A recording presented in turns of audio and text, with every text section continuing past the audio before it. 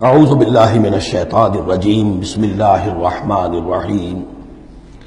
اب اگر تم جاننا چاہو کہ مومن کسے کہتے ہیں تو سن لو، اس کی ڈیفینیشن یہ آ گئی۔ اب یہ میں نے سورہ انفال کے دوران بھی اس کو وضاحت کیا تھا کہ اس کے دو حصے جو اس ڈیفینیشن کے سورہ انفال میں دوسری آیت، دوسری تیسری، اور ادھر آخر سے پہلی آیت جو ہے اس میں ان کو دونوں کو علیحدہ کر دیا گیا۔ یہ ہے گویا کہ کمپریہنسو ڈیفینیشن آف اے مسلم، آف اے مومن۔ ہو از اے مومن؟ انما المؤمنون الذین آمنوا باللہ ورسولہ ثم لم یرتابوا۔ مومن تو بس صرف وہ ہے جو ایمان لائے اللہ پر اور اس کے رسول پر، پھر شک میں ہرگز نہیں پڑے۔ لم یرتابوا، پھر وہی جہاد میں لم، ہرگز کوئی شک نہیں پیدا کیا، یعنی یقین بن گیا، ایمان دل کے اندر راسخ ہو گیا۔ جیسے کہ فرمایا صحابہ کرام کے بارے میں، وَلَٰكِنَّ اللَّهَ حَبَّبَ إِلَيْكُمُ الْإِيمَانَ وَزَيَّنَهُ فِي قُلُوبِكُمْ، تمہارے دلوں میں کھبا دیا اس نے۔ جب تک ایمان دل میں داخل نہیں ہوا، دل میں راسخ نہیں ہوا، صرف زبان پر ہے آمنت باللہ وملائکتہ وکتبہ ورسلہ، یہ اسلام ہے۔ بنی الاسلام علی خمس، اس میں یقین قلبی شامل نہیں ہے۔ شہادت اللہ الہ الا اللہ وان محمد رسول اللہ، زبان سے گواہی کہ اللہ کے سوا کوئی معبود نہیں اور محمد اللہ کے رسول ہے، واقام الصلاۃ وایتاء الزکوٰۃ وصوم رمضان وحج البیت۔ اس لیے کہ ایمان ذرا کسی اور شے کا نام ہے۔ وہ ایمان کیا ہے؟ اس کے دو حصے کر دیے۔ اب یہ اس شہادت سے نیچے یقین قلبی والی بات ایڈ ہو جائے اور ادھر عمل میں جہاد ایڈ ہو جائے تو 7 چیزیں ہوں گی تو اب یہ مومن شمار ہوگا۔ 5 چیزیں تو اسلام وہ تو ہونی ہے۔ مومن جو ہے وہ مسلم تو ہوگا ہی لا محالہ، لیکن اس سے اوپر کی منزل ہے تو 2 چیزیں اور بڑھ جائیں گی۔ وہ کیا ہے؟ انما المؤمنون الذين آمنوا بالله ورسوله ثم لم يرتابوا وجاهدوا باموالهم وانفسهم في سبيل الله، اور جہاد کریں اپنے مالوں کے ساتھ اور اپنی جانوں کے ساتھ اللہ کی راہ میں۔ اولئک هم الصادقون، یہ لوگ ہیں جو سچے ہیں، دعوی ایمان میں سچے ہیں۔ کہنا آسان ہے آمنت باللہ وملائکتہ وکتبہ، لیکن واقعتاً ایمان ہے یا نہیں اس کا جائزہ لے لو۔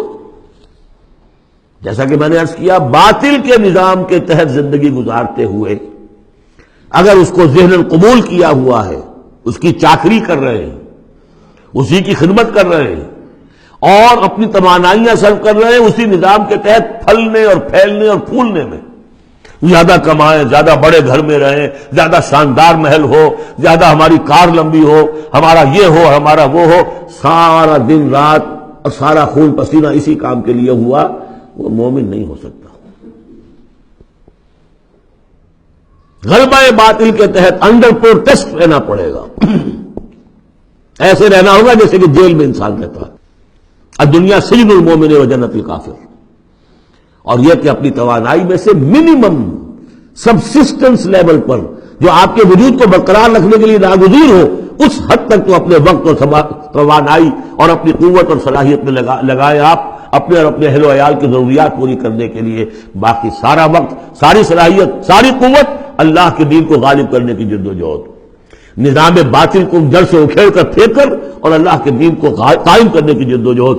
اگر یہ نہیں ہے، اگر یہ نہیں تو بابا پھر سب کہانیاں ہیں، پھر یہ اسلام کا دعویٰ ہے۔ اسلام تو ہے، مانے تم دنیا میں تم مسلمان عورت سے شادی کر سکتے ہو، مسلمان باپ کی وراثت تمہیں مل جائے گی، قانونی حقوق سارے تمہارے مسلمانوں کے ہوں گے، اسلامی ریاست میں تم مکمل شہری شمار ہو جاؤ گے، لیکن مومن شمار نہیں ہوگے اللہ کے ہاں۔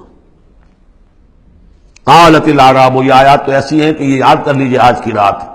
قالت الاعراب آمنا قل لم تؤمنوا ولكن قولوا اسلمنا، معلوم ہوا علیحدہ کر دیا ہے، بالکل واحد مقام ہے یہ قرآن مجید کا جس میں اسلام اور ایمان کو یوں کر دیا علیحدہ۔ کہ ایک گروہ ایسا بھی تھا جس کے بارے میں کہا گیا ایمان تمہارے دلوں میں تاحال داخل نہیں ہوا۔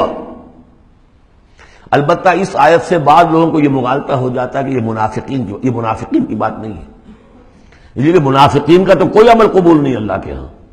یہاں کہا جا رہا ہے کہ اگر تم اللہ اور اس کے رسول کی اطاعت کرتے رہو گے اللہ تمہارے اعمال میں کوئی کمی نہیں کرے گا۔ تاریخی پس منظر سمجھ لیجئے، جب اللہ تعالیٰ نے عرب میں حضور کو غلبہ عطا کر دیا،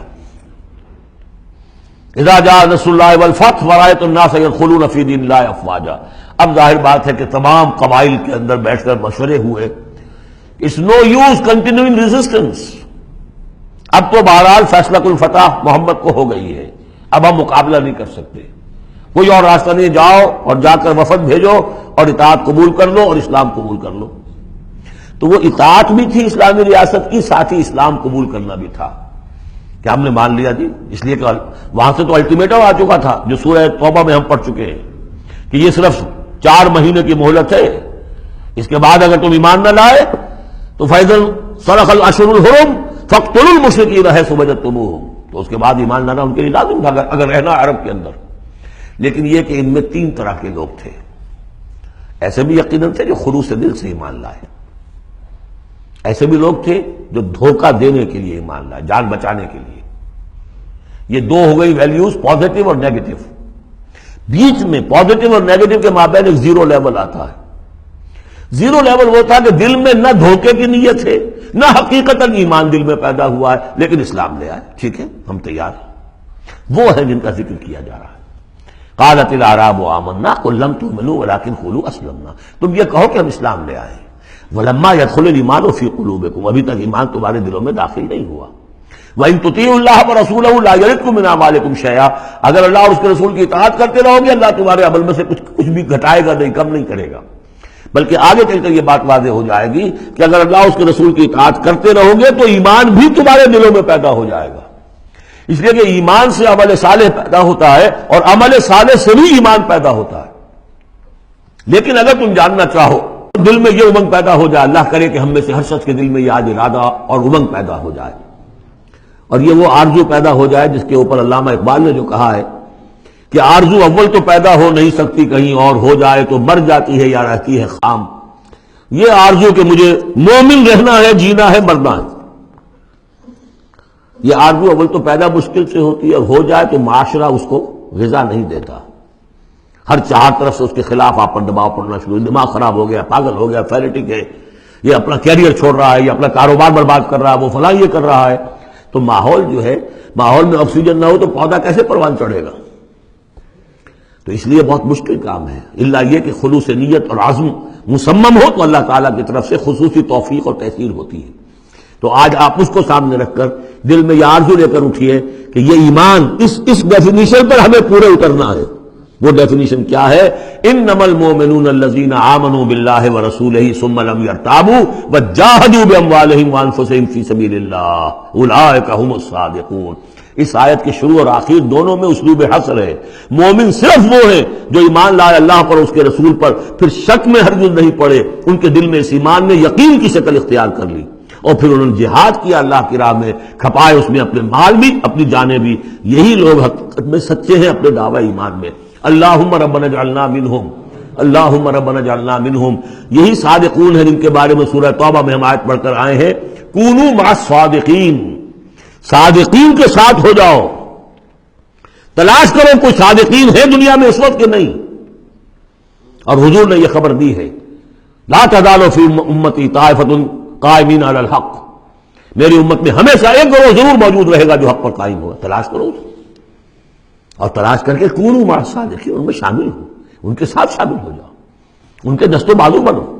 ظاہر بات ہے جمعیت کے بغیر، جماعت کے بغیر وہ اقامت دین کیسے ہوگی؟ وہ اظہار دین الحق علی الدین کلہ کیسے ہوگا؟